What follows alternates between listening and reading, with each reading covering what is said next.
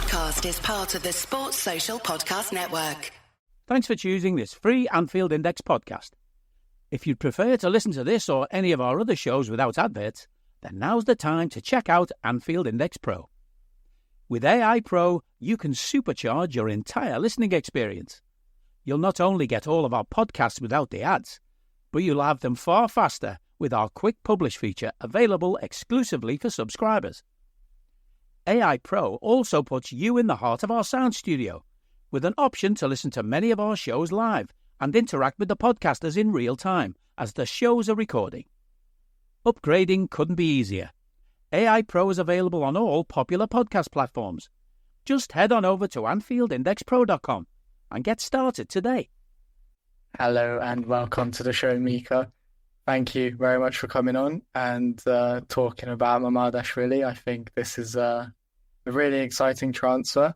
I've been a big fan of this player for a long time now. I think he's stood out in the Liga a lot, and obviously he's done really well at the Euros as well. He was probably the best player in the whole tournament for Georgia. But I wanted to get your initial reaction on the move.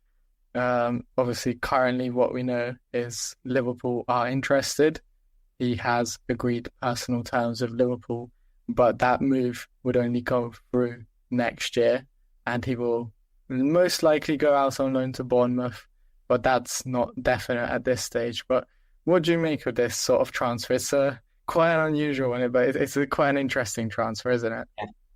Yeah, first of all, thanks a lot for having me. It's definitely a very interesting topic that we're going to discuss. It's very interesting because, initially everyone in Georgia expected Mikha Gabacheva to be the first Georgian player after Kinkladze to shine in the Premier League. But it turns out that most probably it's going to be Mamardashvili.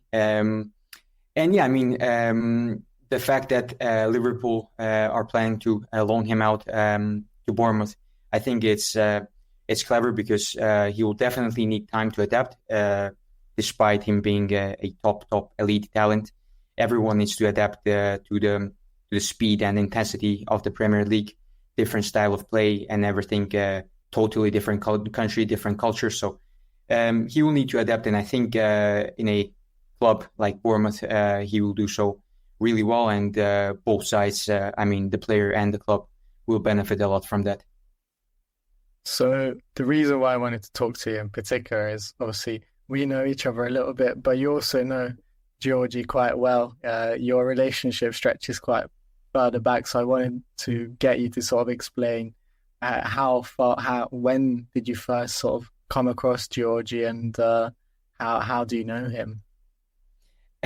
So that's an interesting story. So basically, back in 2020, so during the pandemic, I came back. So basically, I had to return to my country. I was on my bachelor's degree in Barcelona. I was doing my bachelor's degree in sports management, and I had to return for a bit, for a few months because of the COVID pandemic. And during that time, I was trying to find an internship, some voluntary work and stuff like that. And I did several scouting courses, but also one of the things that I came across was this opportunity at an agency with Levan Seturize, who's currently the agent of Giorgi Mamardashvili. So back then, his agency was not as big as it is today. So I said, look, I'm just going to try, at least I think back then that was a good opportunity for me to expand my contacts and just to see how things work in football, because I was just 20 years old. So I had to experiment and do different things. And that was exactly when basically the agency was pretty new back then as well. And the first client that we signed was Giorgi Mamardashvili. And that was shortly after his great performances during the, I think it was Europa League qualifications. And he basically had a fantastic game against the Romanian side Craiova, and also afterwards against Dinamo Moscow. He was basically the one who who won both games. He was absolutely outstanding. But we had been following him. That was actually the middle of the season, and he was at Lokomotiv Tbilisi, and he was loaned out actually from Dinamo Tbilisi.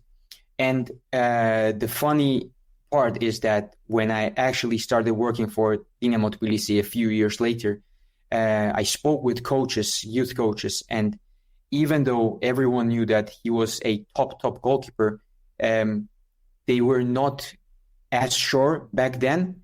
And he has never even played a game for Dinamo Tbilisi. And all of a sudden, he was on loan at Lokomotiv Tbilisi, and a few months after that, he was already at Valencia, because Valencia, they were really interested, especially after the game against, I think it was Granada. That game as well, he was outstanding.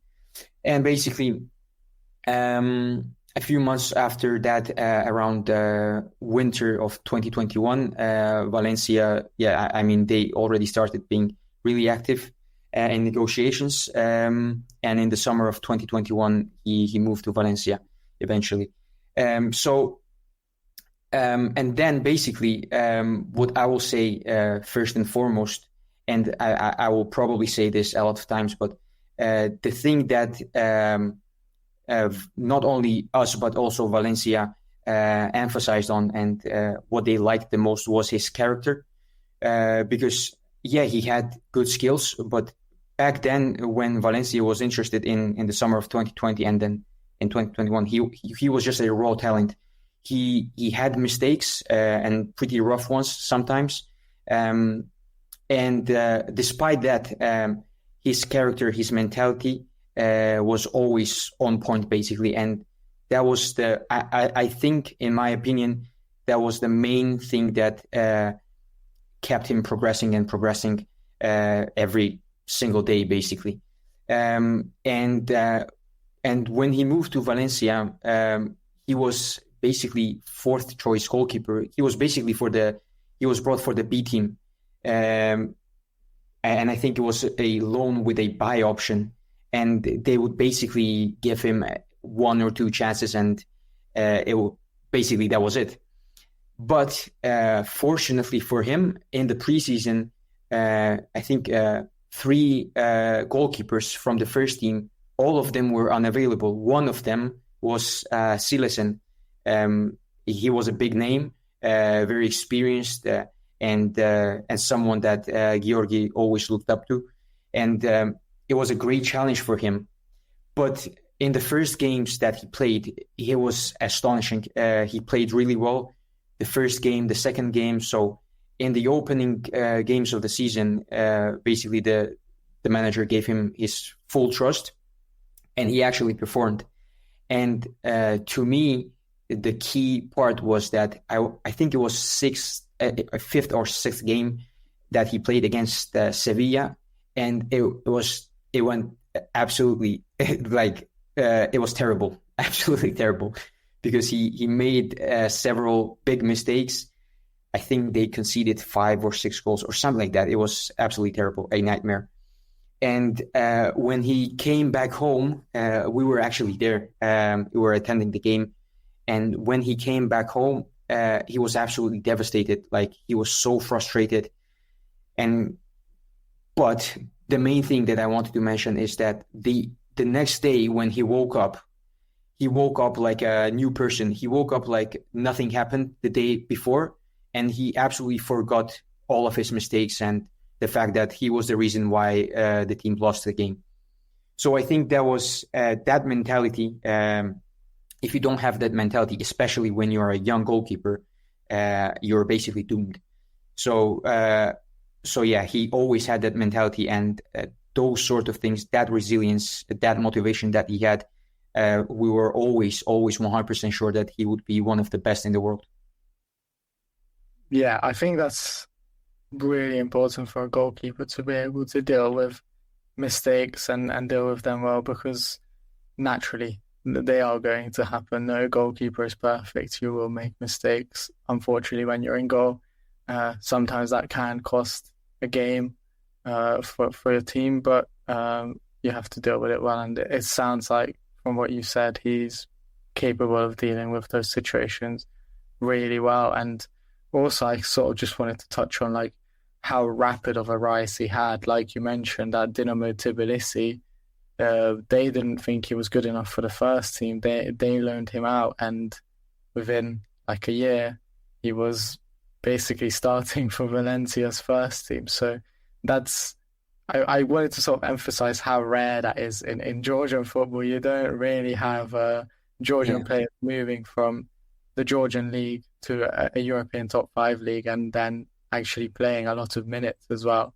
So how was he perceived at the time? Were people aware of him because of his performances in the Georgian league, or did he just suddenly sort of rise in notoriety because of his move to Valencia?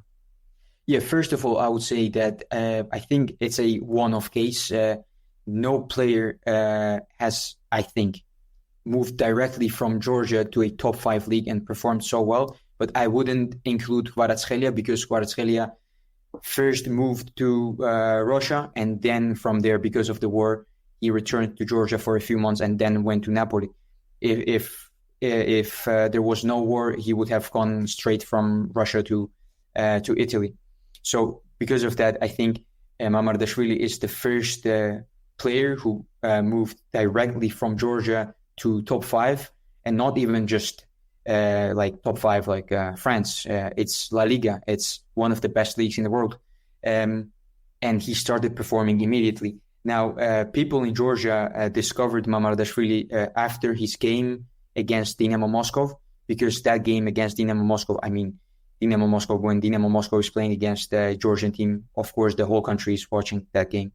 And because he had a fantastic performance there, everyone discovered him right there during that game.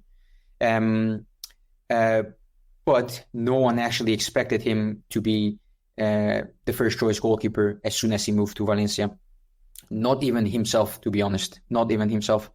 But he was ready to prove himself 100%.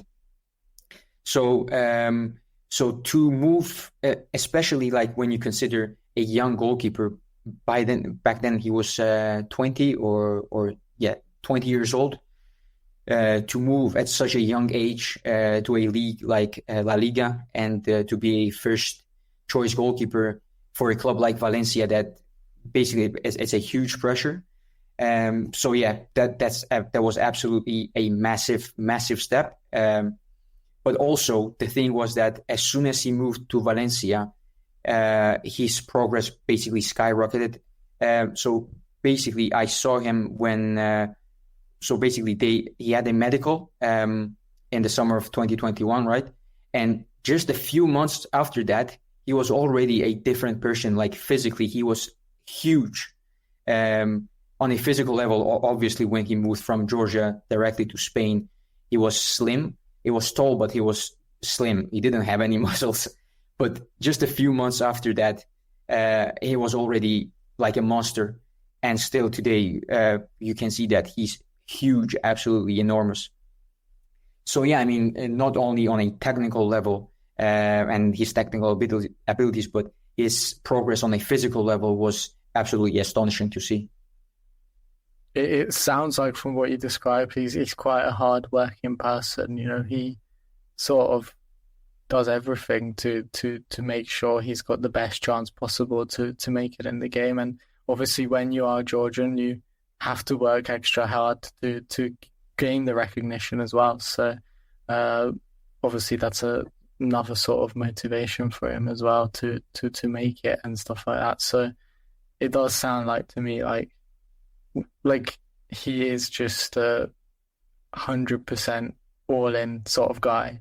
I think when you get to this stage, and obviously professional football, you have to be. But like I said, when obviously I'm from Hungary, and Dominic Szoboszlai, who signed for Liverpool, he has to give 110%. And he always spoke about how being Hungarian, scouts and teams are going to be like, oh yeah, like he's a good player, but he's from Hungary. We haven't seen Hungarian players make this sort of move. And I'm sure for Mamardashvili, because there isn't a huge history of Georgian goalkeepers in European football, it was the same.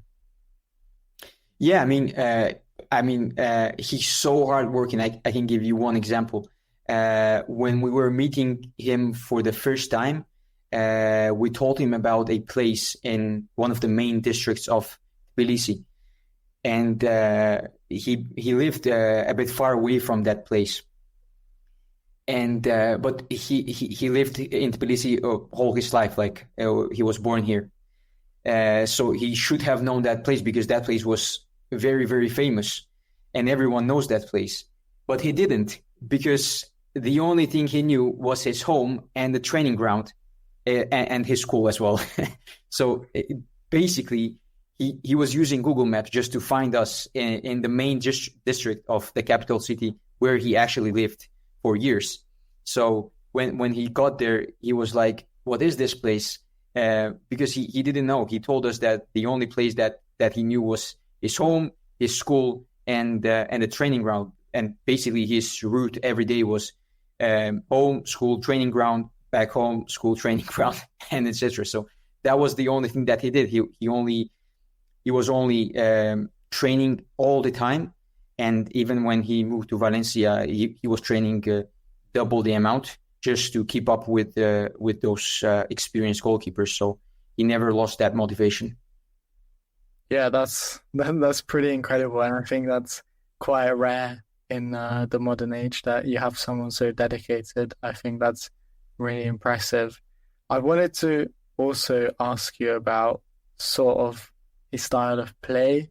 How would you describe it? Because I remember we spoke before the European Championships and you told me that you think he's the most important player for the Georgian national team, which I thought was interesting because everyone is always talking about Kvaratskhelia, but I think based on that tournament, he proved it, and I think he's got a very sort of unique style of play when it comes to goalkeepers as well. This podcast is sponsored by Talkspace. You know when you're really stressed or not feeling so great about your life or about yourself? Talking to someone who understands can really help. But who is that person? How do you find them? Where do you even start? Talkspace. Talkspace makes it easy to get the support you need. With Talkspace, you can go online, answer a few questions about your preferences, and be matched with a therapist. And because you'll meet your therapist online, you don't have to take time off work or arrange childcare. You'll meet on your schedule, wherever you feel most at ease. If you're depressed, stressed, struggling with a relationship, or if you want some counseling for you and your partner, or just need a little extra one-on-one support, Talkspace is here for you. Plus, Talkspace works with most major insurers, and most insured members have a $0 copay. No insurance? No problem. Now get $80 off of your first month with promo code SPACE80 when you go to Talkspace.com. Match with a licensed therapist today at Talkspace.com. Save $80 with code SPACE80 at Talkspace.com. Yeah, if you ask me, if you allow him to play his best game, he will be the best as a line goalkeeper, like Jan Oblak, for example. But Of course, he understands that to be a modern day goalkeeper and to play in a Premier League for a top club, you have to develop your skills on the ball and you have to adapt to a possession-based football.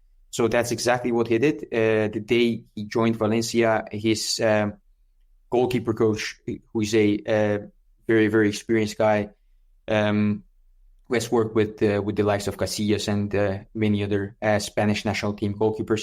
Basically, the first thing that guy did was to improve his ability on the ball, because before that, when he was in Georgia, some of the biggest mistakes that he had was during the build-up. He was misplacing passes all the time, and also when he was trying to intercept crosses, that were two things that he was the weakest in.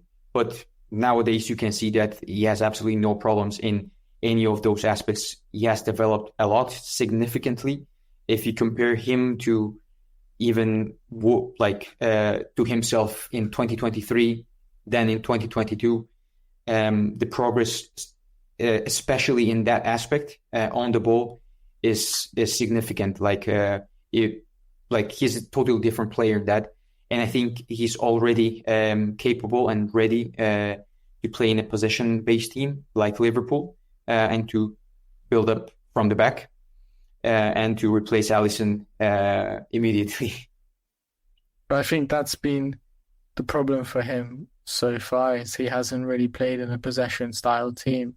And he plays Georgia, it's very much counter-attacking, quick transitions, so he's instructed to go long. And Valencia play a sort of similar style. It's not always short, quick passes. So I think a lot of people maybe see his mistakes from a couple of years ago and interpret that he's not good on the ball. But I think, like you mentioned, he has improved a lot in that aspect, and he just hasn't been able to sort of show it enough because he doesn't play in those kind of teams. Exactly. And I think as well, it's important to add, like, he developed at Dinamo Tbilisi's academy, where there was a few coaches from La Masia and Barcelona, so he will have gotten some sort of education when it comes to the tiki-taka style of play. Like, he would have played some rondos and maybe some sort of passing drills and stuff like that for goalkeepers naturally, because they did try to implement that kind of style of play there initially. I think when I spoke to Andres Carrasco, that's what he was telling me anyway. Yeah, absolutely. I totally agree. And even more so when he was sent on loan to Lokomotiv Tbilisi, his coach was Giorgi Mamardashvili, the guy who is basically in Georgia famous for his possession-based style of play. And basically, he immediately, when he left Dinamo and when he started gaining senior minutes and experience, he was already immediately put into a team that played possession-style football. And actually, when I was checking some stats on different platforms, in that season and the season after, basically during the time of that coach that he had, Lokomotiv Tbilisi had the best numbers in terms of possession and keeping the ball and pressures and stuff like that. So he was already, when he was making his first steps in professional football, he was already under the coach who played that sort of football. And initially, in the beginning, he was really uncomfortable. He was all the time complaining that the coach was demanding him to make this pass and that pass and basically long-range diagonals and stuff like that, when he was actually being pressured, which was incredibly hard for him back then. And he was all the time complaining about that. But it turns out that was the good thing. And basically that was the beginning of his transformation from a line goalkeeper to a modern-day goalkeeper. Yeah, I think obviously now he's going to have to get used to it even a bit more. The first move will be to Bournemouth. I don't know how much you are aware of Bournemouth. Do you keep an eye on them? Do you think that will be a good sort of move for him? Because they do have, I think, really interesting signings and a really interesting team. It's quite a young team as well. So with a Spanish coach, which I think could be a big advantage for him, because obviously he's used to that sort of style of play and that sort of philosophy, I would say, because he's been at Valencia for several years now. So how do you see that sort of move panning out for him in Bournemouth, if it is Bournemouth where he goes out on loan to? Yeah, well, I think it's a sensible move. I have to be honest. Well, I haven't watched a lot because I've been concentrated on other leagues, not in the Premier League. It's not the target league for us at Gent. But from what I've seen, well, last year, if I'm not mistaken, that was the best season that Bournemouth has ever had in their history in the Premier League. I think they had the most points. And yeah, as you mentioned, it's a quite a young team, and I think well, I believe the biggest advantage that Bournemouth can give Mamardashvili is basically the adaptation. I'm not sure if the style of play is very similar to that of Liverpool, But as you mentioned, the coach is Spanish, so most probably he would prefer Mamardashvili to build out from the back. But even if it's not the case, at least he will adapt to English football, pure English football, I would say. The atmosphere, the fans, the culture, everything. So I think there was also briefly they mentioned that there was a possibility for him to stay at Valencia on loan for a year, which immediately I thought that would not have been right, because it wouldn't make sense for him to stay one more year in an environment where he's very, very comfortable. Basically, that's his home. I think if he's for 1 year before he joins Liverpool, if in an environment that is not really comfortable for him because of the new culture and everything we mentioned, I think that's going to be much, much better than just staying at Valencia and being comfortable for 1 more year. Absolutely, I completely agree with that. And obviously, we've sort of touched on it a little bit, but you know him quite personally. So how would you describe his character? Is he someone who talks a lot, or is he quite shy, quiet, reserved, or what sort of person could the Liverpool team expect in a year's time if and when he does join the club? Yeah, so I would say he's a humble guy, but very confident in himself, very confident. He knows his abilities, and he knows that he can be elite and one of the best in the world. But, I would say off the pitch, he's a good guy, a very good guy, not someone who speaks a lot. For example, not the sort of a guy like Kvaratskhelia or Zuriko Davitashvili, the ones who always throw some jokes and speak a lot and sing in the dressing room. He's not that type of a guy, but he's a friendly guy, very nice guy, humble, and yeah, that's pretty much it. To be honest, he's always been top professional.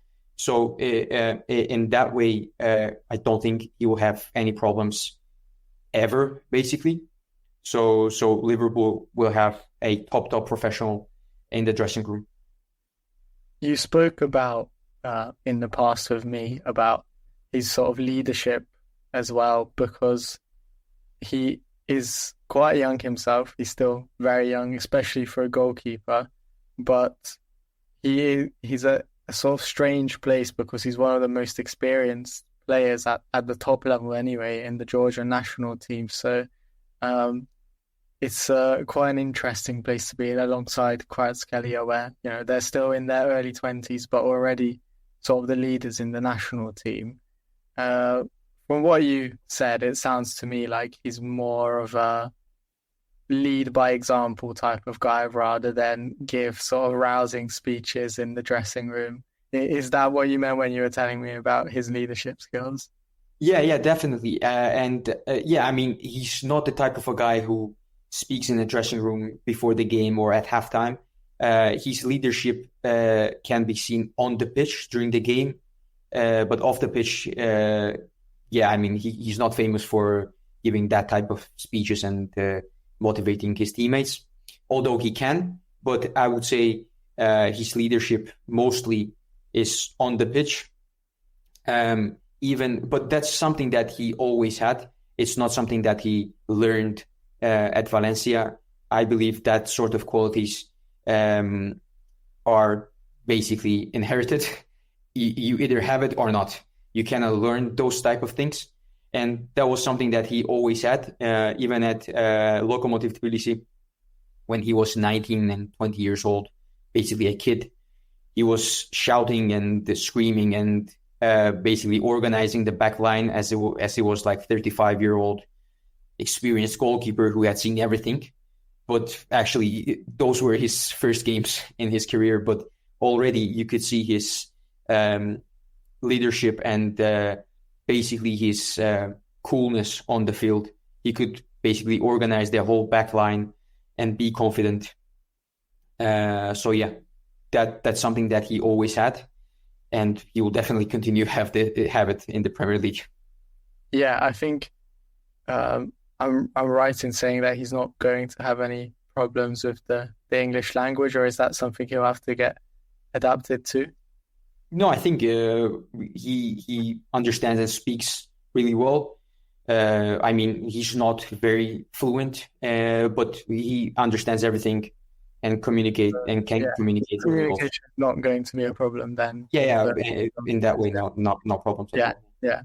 I mean, nowadays, to be fair, most young people in their 20s anywhere in the world can have a sort of basic understanding of English. So that's... learn Spanish in just a few months. He knew nothing about Spanish before joining Valencia, but when he joined, that was mandatory. Obviously, you have to communicate. Most of the teammates are Spanish, so they don't speak English. You don't speak Spanish, so the goalkeeper has to be the one who communicates a lot. So that was mandatory for him to learn Spanish.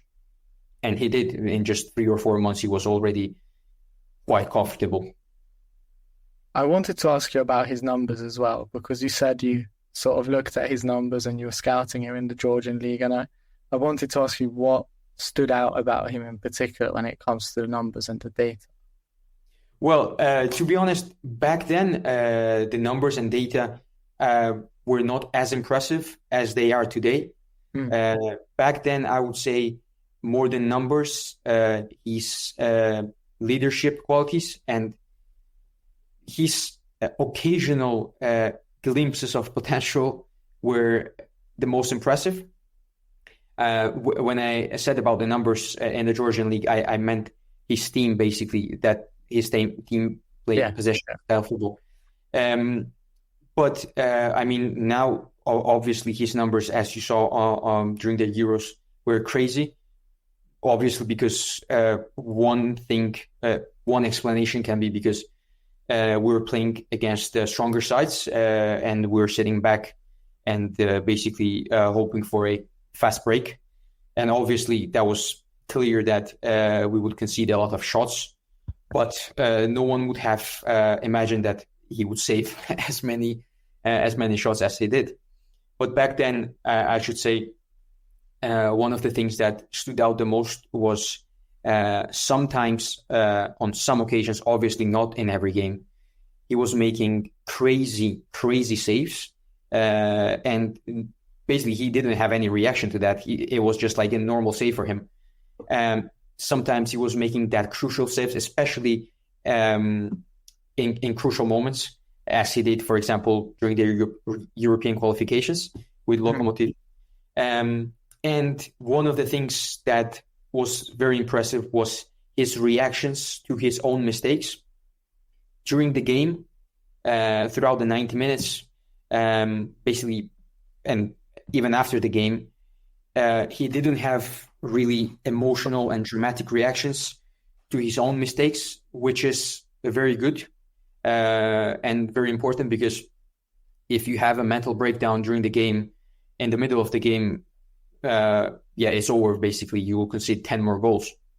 And that was the thing that was very impressive. Even at such a young age, he could control his emotions and he could stay cool throughout the 90 minutes despite making some harsh mistakes. And basically, as I said, his leadership, even during those mistakes, he was behaving himself like nothing happened, and he was basically the same 35-year-old experienced goalkeeper even after those mistakes. As a scout as well, how much did you look at his sort of physical qualities? Because he is very tall, even for a goalkeeper, at 1.99 meters, basically 200 centimeters. That's really tall even for a goalkeeper. And I mean, obviously, he's got a big frame. He's got quite big arms, long arms. I mean, you said he didn't have quite as big of arms, but he's always had long arms and long limbs. So how much do sort of those things influence the decision to bring him to the agency, and obviously to sort of, even now, if you're scouting players, goalkeepers, how much does that influence you? Yeah, definitely. especially when you're scouting for a Belgian team. You always have to keep in mind the physical attributes of a player, whether it's a goalkeeper or any other player on the field, basically. But especially with goalkeepers, and with Mamardashvili, it was a very interesting case. As I said, he was lean. Now he's quite muscular and built like a robot. But back then he was just very tall and very lean. And despite his height, what you will see with a lot of goalkeepers who are that high is that they struggle with low balls, and they are not as flexible as they should be. So they are struggling with, most of the goalkeepers of that height are struggling with low, quick shots. But the thing that impressed all of us the most was his ability to actually play very well on those low balls. He was quite tall, quite lean, but his reaction and his flexibility, and basically it was funny to see how flexible he was, because when you look at him, you don't expect him to be flexible, and he's quite flexible, I can tell you that. And yeah, as I said, his ability to play in those scenarios was basically amazing. And even up until today, despite building that muscle mass and becoming much heavier than he was a few years ago, he hasn't lost that flexibility. And of course, obviously, his reaction time even improved. This is going to be a tough question, but obviously, if he does go to Liverpool, he's going to replace Alisson Becker, who's probably one of the best goalkeepers in the world. You mentioned already that you think Mamardashvili is already one of the best goalkeepers in the world as well. So I think I know your answer, but I'm going to ask it anyway. Do you think he is ready for that step? Obviously not immediately. We know he's not going to come in immediately, but in a year's time to take on the gloves from Alisson at Liverpool?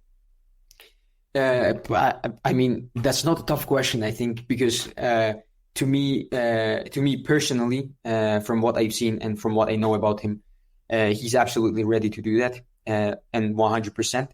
And the best thing, in my opinion, is that he's also really confident in that, which is much more important than me being confident about him. The fact that he's very confident and he knows that he can perform very soon, after 1 year.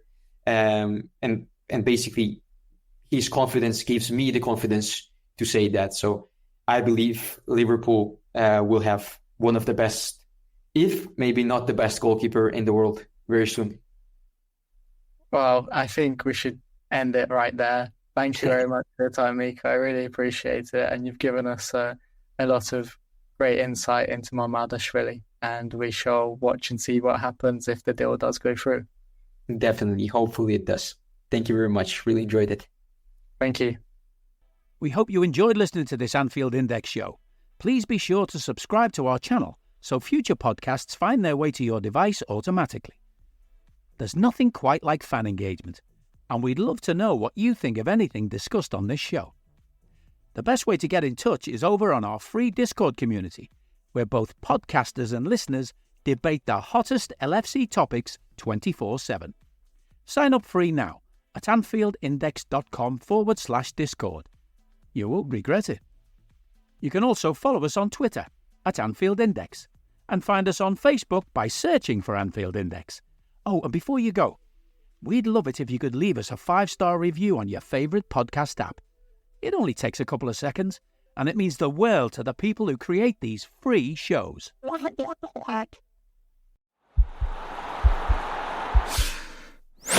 This podcast is part of the Sports Social Podcast Network.